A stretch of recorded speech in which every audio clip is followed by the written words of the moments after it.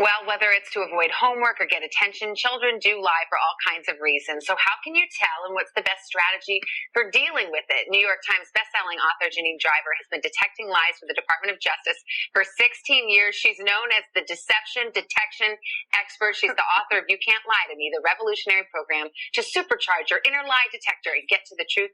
Janine, good morning. Good morning, Well, Savannah. short of having you just move right in, how can you tell if your child is lying? And children do tell lies. Well, first of all, 80% of lies are undetected, just to let you know. Adults lie 1 in 5 social situations. College kids, 1 in 3. So I think, wouldn't you agree, the odds are not in our favor? Exactly. So you need these skills. Good to have some of these techniques. Okay, your first one is you've got to know your child's baseline. Right. So baseline, or what we also call norming. What is someone's normal behavior? You may remember this game we played as a kid. Head, shoulders, knees and toes, right? Yeah, I do. So you need to do that with your kids. Head, shoulders, knees, and toes. How do they normally, you're tilting your head slightly to the right. Is that your baseline, or is that you're just listening? So you need to know your kids' rhythms.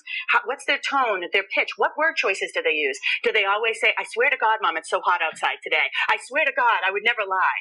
Is that part of their normal vocabulary? What is their baseline? That's step one. Because you're going to look for deviations from that baseline. You also say you can look for physical and behavioral signs, which you call implosion and explosion. Yeah, so are your kids, whether these are the toddlers, the tweens, the teens, even your adult kids, when they're lying, we're looking for deviation in their baseline. Imploding is getting small. So imploding, they pull their legs in, they're here, they may cover their throat like this and pull their throat down. The girls love this one right here. The guys, the young boys, will let the hot air out of their collar. They'll start to play with their t-shirt.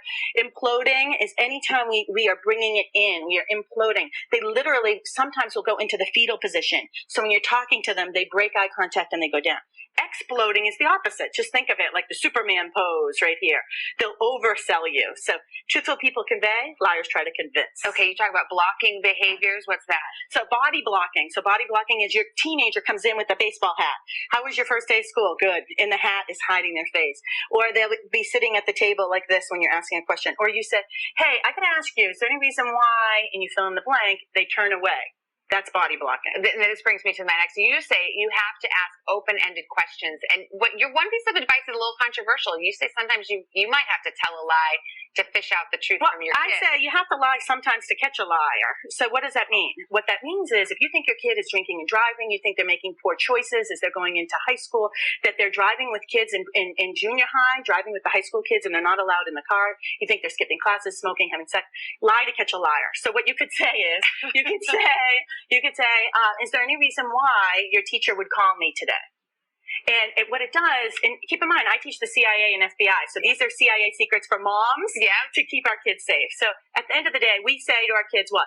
Tell them I'm not here. Tell them I'm not here right now. So we ask our kids to lie on our behalf. Yeah. Sometimes we need to lie on their behalf to keep them safe. You're kind of casting out the real and seeing what you catch. You want to protect your family, and sometimes you need to do that. You have to you weigh your options. You also say it's effective to ask the same question twice.